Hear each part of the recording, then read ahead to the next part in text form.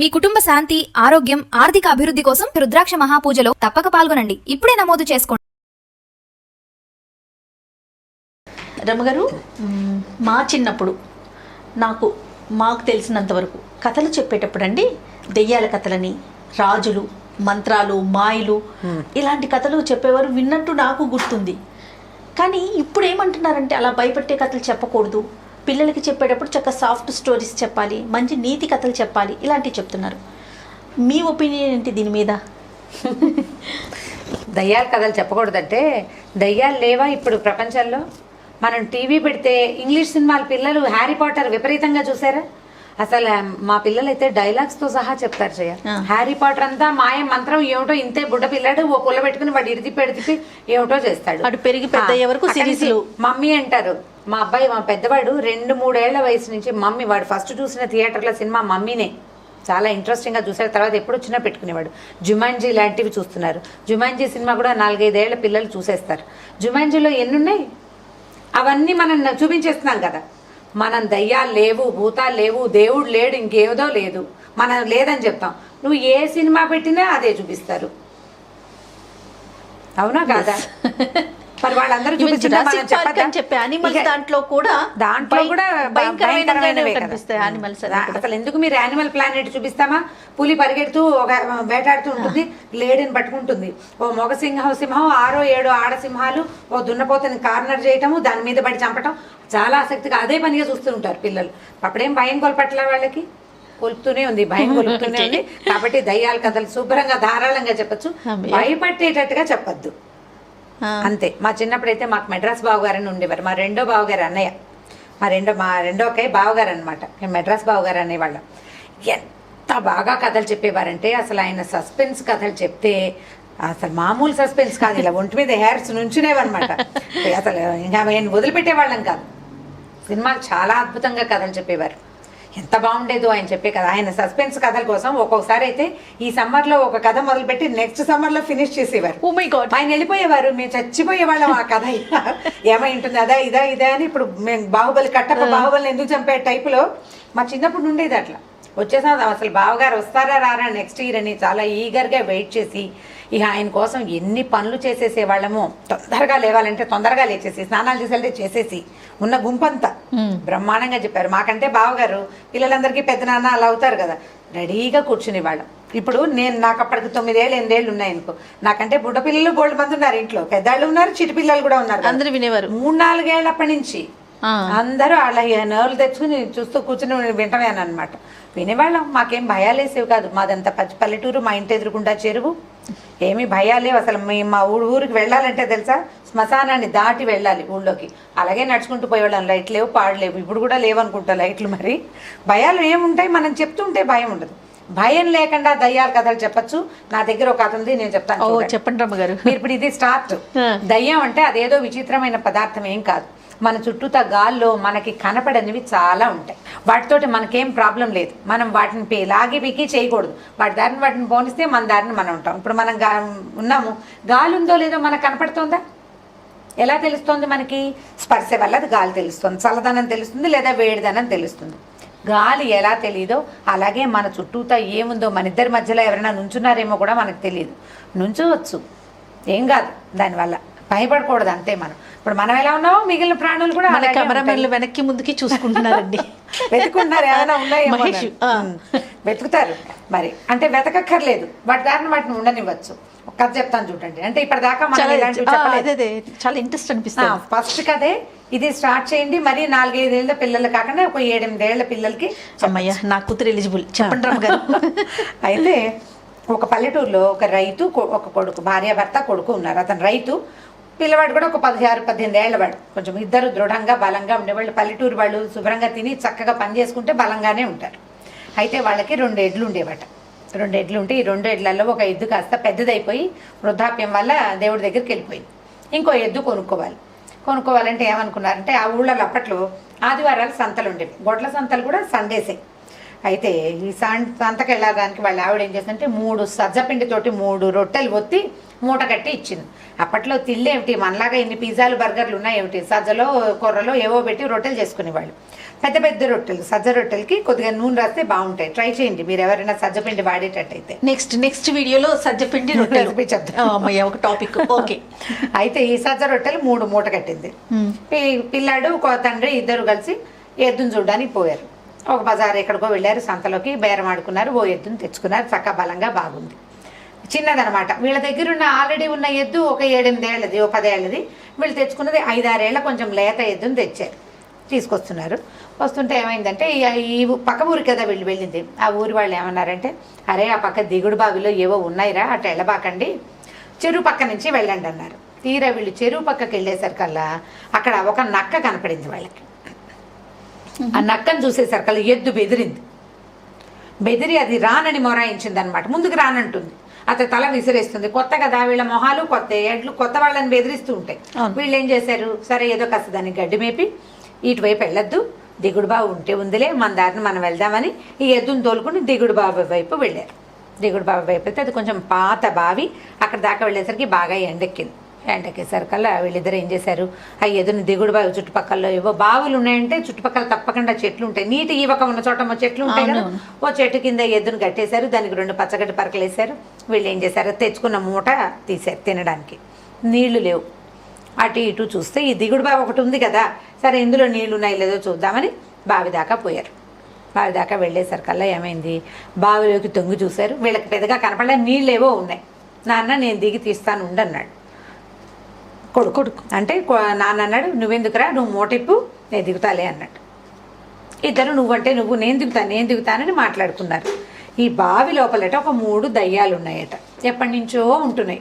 అది తమ వైపుకి వచ్చిన వాళ్ళని బెదిరిస్తున్నాయి అన్నమాట, రానివ్వవు. తమ ప్లేస్ అంటే వాళ్ళు ఒక చోట ఉంటున్నారు, ఆ ప్లేస్లోకి ఇంకోళ్ళని రానివ్వవు. అవి మామూలుగా మనుషులు వచ్చినప్పుడు వాళ్ళకి భయపెట్టి వాళ్ళని బెదిరించి అక్కడి నుంచి తోలేసేవి.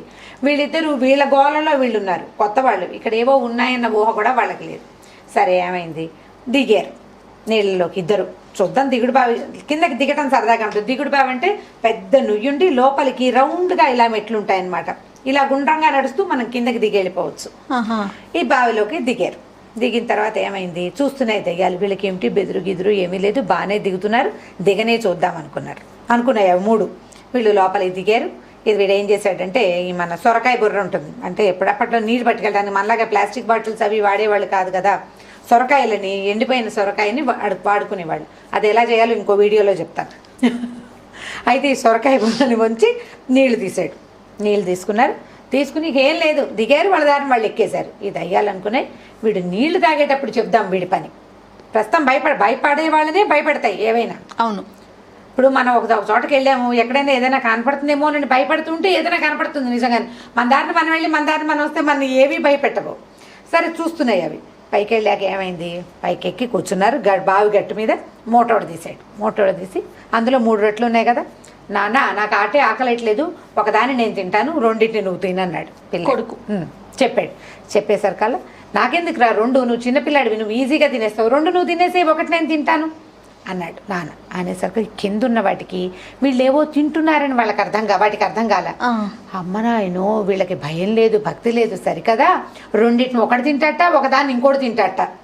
చచ్చానురా దేవుడా, వీళ్ళు కానీ తింటారో ఏమిటో మన్ని ఏం చేయటం చూస్తుంటే వీళ్ళు ఏం చేశారు, వాళ్ళిద్దరు రొట్టెలు చేతులు కదులుతున్నాయి. వీళ్ళు కింద నుంచి చూస్తున్నాయి, వీళ్ళు 3 దిగుడు బావిలో ఉన్నాయి. కింద నుంచి చూస్తుంటే వాళ్ళ చేతులు కదలికలు వీటికి ఎలా కనపడుతున్నాయి అంటే, వాళ్ళిద్దరూ వాదించుకుంటున్నట్టే తెలుస్తుంది, కానీ రొట్టెలు తుంచుతున్నట్టుగా అర్థం కాలేదన్నమాట. ఈ రొట్టెలు నువ్వు కాదు నాన్న, నువ్వు తినమన్నా కదా నాన్న అని మాట్లాడుకుంటే వీళ్ళిద్దరూ వంతులేసుకుంటున్నారని ఆ 3 పరిగెత్తుకుంటూ పైకి వచ్చేసినాయి. బాబు మీ పుణ్యం ఉంటుంది, మమ్మల్ని తినకండి ఆయన అనేసరికల్లా వీళ్ళకి వెంటనే పిల్లాడు తెలివైన వాడు అనమాట. కాస్త వాడికి స్ట్రైక్ అయింది, ఇవేదో విచిత్రంగా చెప్తున్నాయని.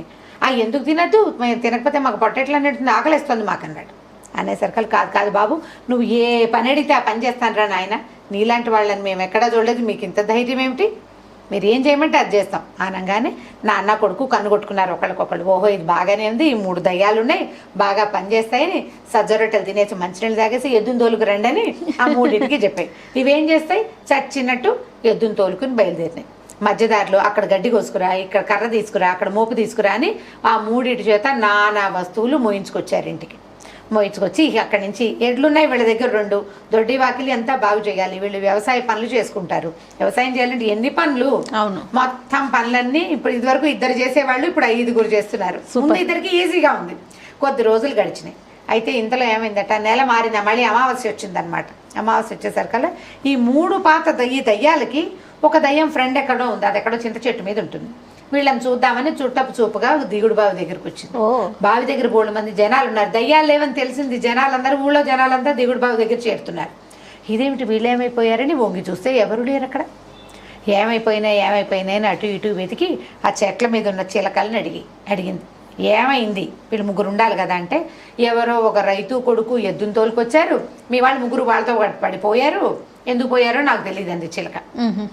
సరే, అక్కడి నుంచి వీడు ఈ కొత్తగా వచ్చిన కొత్త దయ్యం నాన్న కొడుకు ఎద్దు ఈ కాంబినేషన్లో వెతుక్కుంటూ వచ్చి వీళ్ళ దగ్గర చూసేసరికల్లా ఈ గొడ్ల సావిట్లో ఓ మూల కూర్చుని ఉన్నాయి 3 దయ్యాలు. లోపల 2 ఎడ్లున్నాయి, ఓ 3-4 గేదెలు, దూడలు గేదెలు ఉన్నాయి. ఓ మూల కూర్చుంటే ఈ కొత్తది ఇదేమిటి మీ దుంపదగా భయపెట్టాలి జనాల్ని, అది మానేసి వీడి దగ్గర కూర్చుని పని చేయటం ఏమిటి, ఈ గొడ్డ సావిట్లో కూర్చోటం చక్క దిగుడు బావులో కింగుల్లాగా ఉండకుండా ఇక్కడికి వచ్చారు మీరు, నేను చెప్తాను ఉండండి మీ సంగతి అంటే వాళ్ళు వాళ్ళ ఏడ్చి మేమేం చేయము, ఇలా ఇరుక్కున్నాము, ఇలా వాళ్ళు తినేస్తామన్నారు, భయపడి ఇరుక్కున్నాము అంటే నేనే వాళ్ళ సంగతి చెప్తాను, మీరు ధైర్యంగా ఉండండి, చూసుకోండి వీళ్ళ సంగతి చెప్తానన్నారు. సరే, వీళ్ళు 4 రెడీగా ఉన్నారు రైతు కొడుకు రావడం కోసం. ఇంతలో ఏమైంది, కొంచెం చీకటి పడుతుంది. రైతు కొడుకు ఇంటికి వచ్చేసారు. సాయంకాలం తినే పదార్థాలు ఇవ్వ చిన్న కరకరలు తిన్నాక, ఒరే అబ్బాయి ఈ కొత్తది బాగా వాతం చేసిందిరా, దీని సంగతి చెప్తాను నేను, నువ్వు కర్ర కాల్చి పట్టుకురా అని చెప్పాడు. వాళ్ళ ఉద్దేశం ఏమిటి, ఎద్దు ఉంది కదా వీళ్ళ దగ్గర, ఎద్దుకి వాతం చేసింది. అంతకుముందు అది పక్క రామాపురంలో ఉండేది, ఇప్పుడు వీళ్ళ ఊరికి ఇష్టాపురం వచ్చింది. ఈ ఊరు నీళ్లు దాని కొత్త చేసినాయి, గడ్డి కూడా కొత్తది అయ్యేసరికి ఎద్దుకి వాతం చేసింది. ఏం చేస్తారు వాళ్ళు, కర్రు కాల్చి వాత పెడతారు సీటు మీద, వాత పెడితే వాతం తగ్గుతుంది అనమాట. పాతకాలపు ఇవి అంటే చురకలేయటం వల్ల మీరు అవి చూసుంటారు, మనుషులకు చురకలేస్తుంటారు, అలా వాతం పోతుంది కాబట్టి కర్రు కాల్చి తీసుకురా, ఈ కొత్త దాని సంగతి చూస్తానన్నాడు. అనేసరికల్లా కొత్తది ఠారు మంది దానికి ఉండే, ఊరిన అయినా వీడు నాకు కూడా వాత పెట్టేలాగా ఉన్నాడు, నా వల్ల కాదు వాతలు గీతలు నేను తెలియదు, అదేదో పని చేయటమే హాయ్ అని అనుకుని గబగబా బాబాబు నన్నేం చేయబోక, వాత గీత నేను పడలేను, వీళ్ళ 3తో పాటు నువ్వు ఏ పని చెప్తే ఆ పని చేస్తా, ఇక్కడే ఉండి అని చెప్పి ఈయన కొంచెం ఆశ్చర్యం వేసి తట్టిందనమాట ఏం జరిగింది అని. సరే, వీళ్ళు ఎద్దుకి వాత పెట్టేసి ఎద్దుకు వాత పెట్టి ఈ 4టిని చక్కగా లైన్లో పెట్టుకుని 4 ఎకరాల సాగు హ్యాపీగా చేసేసుకున్నారు. దయ్యాలని కథల్ని ఇలా చెప్పుకోవాలి, ఇలా నవ్వుతూ దాన్ని భయపెట్టి వచ్చింది దిగింది అన్నామంటే భయం వేస్తుంది. దేన్నైనా మనిషి తన అదుపులోకి తీసుకోగలడు. ఒకటి మొదటిది, మనిషికి తన మనసు అదుపులో ఉండాలి, అంటే భయం వేయకూడదు, ధైర్యంగా ఉండాలి. వీడు దేన్నైనా హ్యాండిల్ చేయగలుగుతాడు. ఎలాంటి సిచ్యువేషన్ వచ్చినా ప్యానిక్ అయిపోకుండా ఉండటం కోసమే ఇలాంటి కథలు చెప్పబడతాయి. చాలా బాగుంది రమ్మగారు. ఏదో ఒకటి వచ్చింది ఆత్మ, అది ఇలా వంకర టిక్కరగా ఉంది. దయ్యాలు మన కథలో ఎలాంటి బొమ్మలు వేస్తాయి, తెల్లగా తోకిలా పొడుగ్గా ఉండి అది ఇలా పైకి ఎగురుతున్నట్టు, దాన్ని చూడంగానే హాడలు కొడుతుంది. నీ మనసు మీద నీకు కంట్రోల్ ఉంటే నువ్వు దాన్ని కంట్రోల్ చేసేస్తావు. నువ్వు భయపడకూడదు, ధైర్యంగా ఉంటే. ఎందుకంటే మనకి భగవంతుడు కాళ్ళు చేతులు ముక్కు మూతితో పాటు మస్తిష్కం బుద్ధి చాలా గట్టిది ఇచ్చాడు. దేన్నైనా హ్యాండిల్ చేయగలిగే బ్రెయిన్. ఒక 10 కంప్యూటర్లు తమలో ఇముడ్చుకోగలిగినంత సమాచారాన్ని ఒక మానవ మేధస్సు, ఒక మనిషి బ్రెయిన్ ఉంచుకోగలదు. దానికి ఎంత ధైర్యం ఉండాలి. దాన్ని మెత్తగా చేసేస్తే ఎట్లా, మెత్తగా ఉండకూడదు, ధైర్యంగా ఉండు. నువ్వు మనుషుల్ని ఎవరినైనా హ్యాండిల్ చేయగలవు. మనుషుల్నే కాదు, ఈటీలను కూడా, ఇలాంటి వాటిని కూడా, దయ్యాల్ని ఆత్మల్ని కూడా నువ్వు హ్యాండిల్ చేసేయచ్చు. భయపడ్డావా భయపడతావు, భయం లేదనుకో చాలా బాగా ఉపయోగపడుతుంది. భయం లేదనుకో ఇబ్బందే లేదు. మా పాప రమ్మగారు హర్రర్ మూవీసే చూస్తానంటది, చూస్తుంది. ఇప్పుడు మీరు అన్నట్లుగా ఇంతకుముందు మనం మాట్లాడుకున్న అన్ని మూవీస్ చూస్తుంది. కనీసం దీనికి కూడా వెళ్ళదండి, ఒంటరిగా వెళ్ళదు. చాలా మంది పిల్లలు అలా భయం భయం భయం భయం ఒంటరిగా వెళ్ళరు, కానీ హారర్ మూవీస్ చూస్తారు. కొంతమంది పిల్లలు అయితే ఇలా కళ్ళు మూసుకుని సందులో నుంచి చూస్తారు. మళ్ళీ ఎట్లా రమ్మగారు ఇది, ఇంకా ఎట్లా ఏమిటి, నువ్వు అభిమానిస్తావా ఇది వెళ్తావా అని బెదిరించడమే దాన్ని. అంతే. పిల్లలు ఒంటరి పెంపకం పిల్లలకి ఈ భయాలు ఉంటాయి. సాధారణంగా ఒక్కళ్ళే ఉన్న పిల్లల్లో ఎంతసేపు సెక్యూర్డ్గా ఉండాలని కోరుకుంటారు జయ. సినిమా వల్ల కాదని నేను అనుకుంటాను. సినిమాలు చూడడం వల్ల కాదు ఆ భయం. ఈ ఒకతే ఉంది పిల్ల, ఇప్పుడు దాని వెనకాల ఇంకోటి ఉందనుకో, 2 పిల్లలు ఉన్నారనుకో, వాళ్ళకి అంత భయం ఉండదు. ఓకే, ఒకళ్ళకొకళ్ళు ఉన్నట్టు ఉంటుంది కదా. సింగిల్గా ఉండే వాళ్ళతోటి కొద్దిగా ఈ ఇబ్బందులు ఉంటాయి, కొంచెం చెప్పుకోవాలి అంతే మనం. రైట్ రమ్మగారు, టాపిక్ మారిపోతుంది. ఇంకొక వీడియోలో మళ్ళీ కలుద్దామండి. తప్పకుండా. నమస్తే.